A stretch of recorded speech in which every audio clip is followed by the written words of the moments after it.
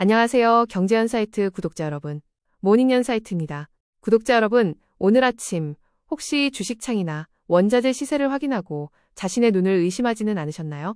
어제 밤사이 글로벌 금융시장은 그야말로 피해 일요일, 아니 검은 월요일에 전조를 보였습니다. 아마 많은 분이 HTS나 MTS를 켜보고 심장이 덜컥 내려앉는 기분을 느끼셨을 겁니다. 특히 원자재 시장, 그중에서도 은 가격이 하루 만에 무려 31% 넘게 대폭락했습니다. 여러분, 이게 단순히 가격이 좀 빠졌네 수준이 아닙니다. 보통 주식시장에서도 하한가가 30%인데 전 세계가 거래하는 거대한 상품 시장에서 하루에 30%가 증발했다는 것은 시장의 바닥 자체가 꺼져버렸다는 뜻입니다. 역사를 되돌려봐도 이런 일은 거의 없었습니다.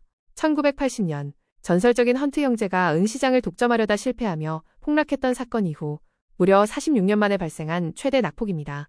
반세기 가까운 시간 동안 단 한 번도 보지 못했던 충격이 지금 우리 눈앞에서 펼쳐지고 있는 겁니다. 이 충격적인 사건의 중심에는 단 한 사람, 차기 연준 의장으로 지명된 케빈 워시가 있습니다. 시장은 지금 이 인물을 보며 공포에 질려 비명을 지르고 있습니다. 지난 수년간 우리가 당연하게 여겼던 돈 풀기 파티, 즉 중앙은행이 유동성을 공급해 자산 가격을 떠받쳐주던 시대가 이제 완전히 그리고 아주 거칠게 막을 내렸다는 신호탄이 터진 것이기 때문입니다. 금과 은 같은 귀금속이 무너졌다는 것은 단순히 상품 시장의 이슈가 아닙니다. 이는 투자자들이 달러라는 현금 요새로 도망치기 위해 들고 있던 모든 자산을 투매하고 있다는 가장 강력한 경고음입니다. 오늘 영상에서는 케빈 워시 쇼크가 왜 발생했는지, 역사적인 은가 폭락 뒤에 숨겨진 마진콜의 공포는 무엇인지, 그리고 앞으로 펼쳐질 강한 달러의 시대에 주식과 부동산, 채권 시장은 어떻게 재편될 것인지 아주 깊이 있게 하나하나 뜯어보겠습니다. 15분 동안 저와 함께 시장의 흐름을 냉철하게 짚어보시죠. 먼저 감정적인 공포를 잠시 내려놓고 냉정한 숫자로 팩트를 체크해 보겠습니다. 지난 2월 2일 뉴욕 상품거래소에서 은 선물 가격은 장중한 때 31.4%까지 폭락했습니다. 보통 원자재 시장에서 3%만 움직여도 급등락이라고 표현하는데 30%가 넘게 빠진 것은 붕괴라는 표현 외에는 설명할 방법이 없습니다. 은뿐만이 아닙니다. 영원한 안전자산이라고 불리는 금값 역시 11.4%나 급락했습니다. 전쟁이 나도 경제위기가 와도 오를 것이라 믿었던 금마저 무너진 것입니다. 이는 시장 참여자들이 지금 안전한 자산을 찾는 것이 아니라 당장 갚아야 할 빚을 청산하기 위해 손에 잡히는 대로 팔아치우고 있다는 증거입니다. 동시에 외환시장도 요동쳤습니다. 주요 6개국 통화 대비 달러 가치를 나타내는 달러 인덱스는 단숨에 97선을 회복하며 수직 상승했고 엔화 환율은 달러당 154엔대까지 치솟았습니다. 달러만이 살 길이다 라는 구호가 시장을 지배한 것입니다. 주식시장은 어땠을까요? 필라델피아 반도체 지수가 3.87% 급락하는 등 기술주 중심으로 매도 폭탄이 떨어졌습니다. 이 모든 숫자가 가리키는 방향은 단 하나입니다. 모든 자산을 현금화하라. 이것이 지금 시장을 지배하는 유일한 계명입니다. 그렇다면 왜 하필 지금 이런 일이 벌어졌을까요? 바로 차기 연준 의장 지명자인 케빈 워시라는 인물의 성향 때문입니다. 여러분이 이해하기 쉽게 병원 진료의 비유를 들어보겠습니다. 만약 전임 파월 의장이 시장이 조금만 아파도 진통제, 즉 돈을 주사해줄게 라고 달래주는 자상한 의사였다면 케빈 워시는 건강해지려면 진통제를 끊고 뼈를 깎는 수술을 받아야 한다 라고 말하는 아주 냉철한 외과 의사입니다.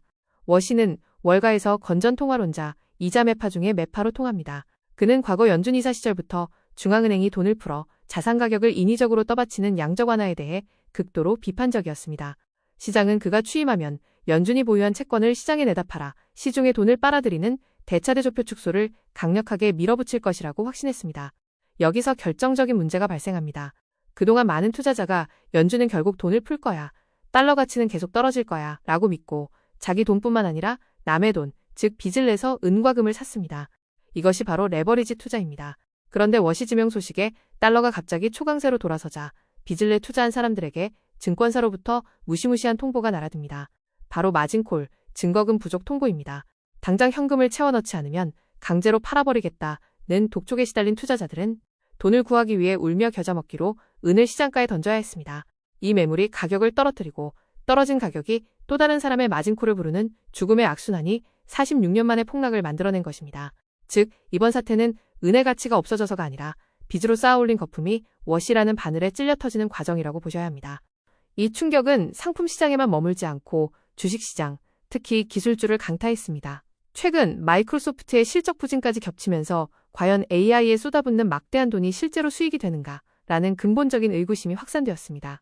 여기에 워시 의장의 긴축 공포가 더해지니 당장의 수익보다는 미래의 꿈을 먹고 사는 기술주들의 매력이 급격히 떨어진 것입니다. 재미있는 점은 은 가격 폭락과 기술주 하락의 연결고리입니다. 은은 귀금속이기도 하지만 반도체와 태양광 패널에 필수적으로 들어가는 산업재입니다. 은 가격이 폭락했다는 것은 시장이 앞으로 반도체나 태양광 같은 하드웨어 수요가 줄어들 것이라고 예측했다는 뜻이기도 합니다. 즉, 기술주 투자자들에게는 유동성 축소와 수요 둔화라는 이중고가 닥친 셈입니다. 채권 시장의 움직임은 더욱 구조적인 변화를 예고합니다. 어제 시장을 보면 2년 물금리는 내렸는데 10년 물과 30년 물금리는 오히려 올랐습니다. 이를 전문 용어로 베어 스티프닝이라고 합니다. 쉽게 풀어서 설명해 드리겠습니다. 단기금리는 연준이 경기를 살리기 위해 기준금리를 내릴 수도 있다는 기대감에 하락했습니다. 하지만 장기금리는 다릅니다. 워시 의장이 나는 인위적으로 채권을 사주지 않겠다고 선언한 것과 다름없기 때문에 시장에 채권 매물이 쏟아질 것이라는 공포감에 금리가 오른 것입니다. 이게 우리에게 무슨 의미일까요? 장기금리는 기업들의 대출이자 그리고 여러분의 주택담보대출 금리와 직결됩니다. 기준금리를 내려도 장기금리가 오르면 우리가 실제로 내야 하는 이자는 줄어들지 않거나 오히려 늘어날 수 있습니다. 12월 생산자물가지수 PPI가 높게 나온 것도 인플레이션 불씨가 살아있음을 보여주며 이런 고금리 환경이 꽤 오래갈 수 있다는 우울한 전망을 뒷받침하고 있습니다. 자, 상황이 이렇다면 우리는 넌 놓고 당하고만 있어야 할까요? 아닙니다. 위기 속에서도 살 길은 있습니다. 구체적인 시나리오별 대응 전략을 세워드리겠습니다.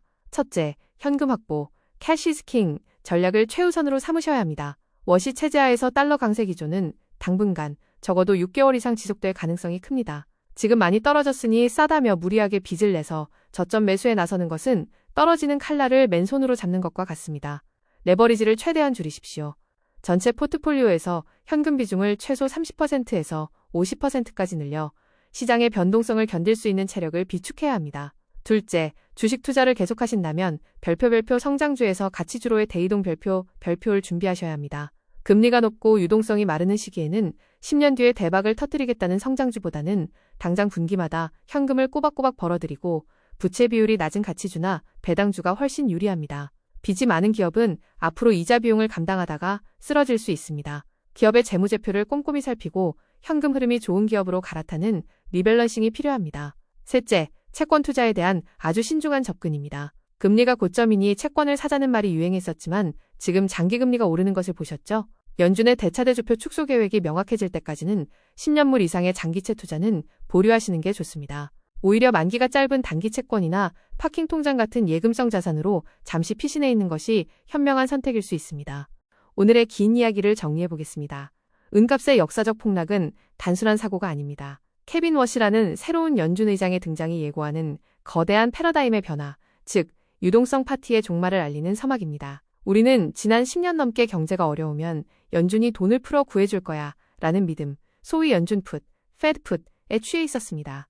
하지만 이제 그 환상을 버리셔야 합니다. 워시의 시대는 펀더멘털, 즉 진짜 실력이 있는 자산만이 살아남는 냉혹한 옥석가리기의 장이 될 것입니다. 지금 당장의 하락의 공포를 느끼기보다는 이 거대한 변화의 흐름을 인정하고 내 자산을 지킬 수 있도록 포트폴리오를 재점검하는 기회로 삼으시길 바랍니다.